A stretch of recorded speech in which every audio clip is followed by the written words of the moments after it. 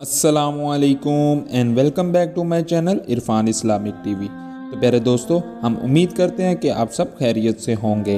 हमारी दुआ है कि अल्लाह ताला आप सबको अपने हिफ्ज़ ईमान में रखे। तो प्यारे दोस्तों, आज हम बात करने लगे हैं सीरतुल नबवी के एपिसोड नंबर 3 की। अनवान है 100 ऊँटों की कुर्बानी। तो प्यारे दोस्तों, अगर आप हमारी ये वीडियो फर्स्ट टाइम देख रहे हैं तो सबसे पहले हमारे इस चैनल को सब्सक्राइब कर दें, साथ बेल आइकन के बटन को प्रेस कर दें ताकि हर फ्यूचर में नए आने वाली वीडियो का नोटिफिकेशन सबसे पहले पहुंच सके आप तक।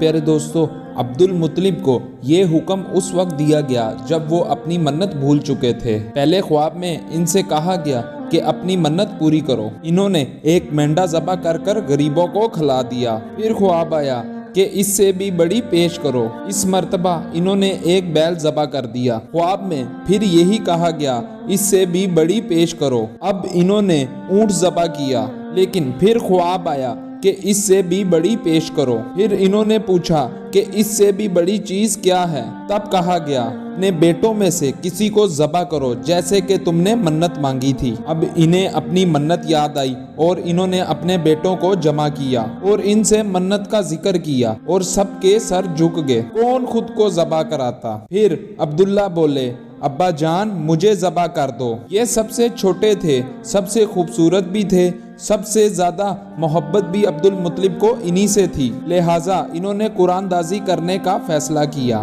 तमाम बेटों के नाम लिखकर कुर्रा डाला गया। नाम अब्दुल्ला का निकल आया। इन्होंने छुरी ली, अब्दुल्ला को बाजू से पकड़ा और इन्हें ज़बह करने के लिए नीचे लिटाया। यूं ही बाप ने बेटे को लिटाया, फौरी आगे बढ़े और भाई को खींच लिया। इस वक्त ये खुद भी छोटे से थे। उधर बाप ने अब्दुल्ला को खींचा। इसी खींचातानी में अब्दुल्ला के चेहरे पर खराश भी आ गई। इन खराशों के निशान मरते दम तक बाकी रहे। इसी दौरान बनु मखजूम के लोग आ गए। इन्होंने कहा कि आप इस तरह अपने बेटे को ज़बह ना करें, इसकी माँ की जिंदगी खराब हो जाएगी। अपने रब को राजी करने के लिए बेटे का हदिया दे दें। अब सवाल ये था कि हदिया क्या दिया जाए। इसकी तरकीब ये बताई गई कि कागज के एक कागज पर 10 ऊँट लिखे जाएं और दूसरे पर अब्दुल्ला का नाम लिखा जाए। अगर तो 10 ऊँट वाली पर्ची निकल जाए तो 10 ऊँट कुर्बान कर दिए जाएं। अगर तो अब्दुल्ला वाली पर्ची निकले तो 10 ऊँट बढ़ा दिए जाएं और फिर 20 ऊँट वाली पर्ची और अब्दुल्ला वाली पर्ची निकाली जाए। अगर 20 ऊँट वाली पर्ची निकले तो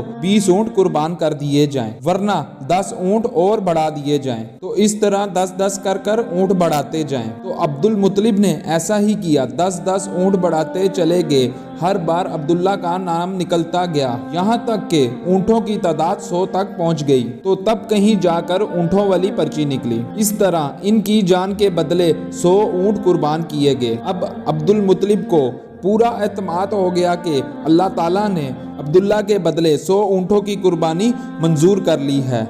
इन्होंने काबे के पास 100 ऊँट ज़बह किए और किसी को खाने से ना रोका। सब इंसान, जानवर और परिंदों ने इनको खाया। इमाम ज़हरी कहते हैं कि अब्दुल मुत्तलिब पहले आदमी हैं जिन्होंने आदमी की जान की कीमत 100 ऊँट देने का तरीका शुरू किया। इससे पहले 10 ऊँट दिए जाते थे। इसके बाद ये तरीका सारे अरब में शुरू हो गया। गोया कानून बन गया कि आदमी का हदिया 100 ऊँट है। नबी करीम सल्लल्लाहु अलैहि वसल्लम के सामने जब ये जिक्र आया तो आप सल्लल्लाहु अलैहि वसल्लम ने इस हदिये की तस्दीक फरमाई, यानी फरमाया कि ये दुरुस्त है। और इस बुनियाद पर नबी करीम सल्लल्लाहु अलैहि वसल्लम फरमाते हैं कि मैं 2 दहियों यानी हज़रत इस्माइल अलैहिस्सलाम और हज़रत अब्दुल्ला की औलाद हूँ। हज़रत अब्दुल्ला कुरैश में सबसे ज़्यादा हसीन थे। इनका चेहरा रोशन सितारे की तरह मानद था। कुरैश की बहुत सी लड़कियाँ इनसे शादी करना चाहती थी, मगर हज़रत अब्दुल्ला की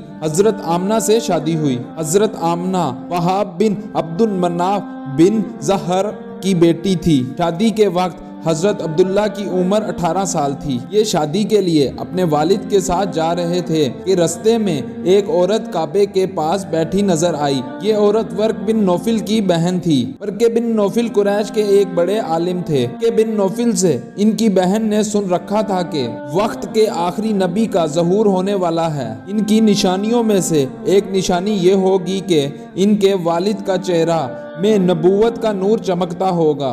जूं ही इसने अब्दुल्ला को देखा, फौरी इसके जहन में ये बात आई कि ये वही शख्स है جو پیدا ہونے والے نبی کے باپ ہوں گے۔ چنانچہ اس نے کہا اگر تم مجھ سے شادی کر لو تو میں بدلے میں تمہیں اتنے ہی اونٹ دوں گی جتنے تمہاری جان کے بدلے میں ذبح کیے گئے تھے۔ اس پر انہوں نے جواب دیا میں اپنے باپ کے ساتھ ہوں، ان کی مرضی کے خلاف کچھ نہیں کر سکتا، نہ ان سے الگ ہو سکتا ہوں، اور میرے والد باعزت آدمی ہیں، اپنی قوم کے سردار ہیں۔ بہرحال ان کی شادی حضرت آمنہ سے ہو گئی۔ اپنے قریش کی عورتوں میں نسب اور مقام کے اعتبار سے افضل تھیں۔ حضرت آمنہ حضرت عبداللہ کے گھر آ گئیں۔ آپ فرماتی ہیں جب میں ماں بننے والی ہوئی تو میرے پاس ایک شخص آیا، یعنی ایک فرشتہ انسانی شکل میں آیا۔ اس وقت میں جاگنے اور سونے کے درمیان حالات میں تھی۔ عام طور پر اس حالات کو غنودگی کہا جاتا ہے۔ اس نے مجھ سے کہا کہ تمہیں معلوم ہے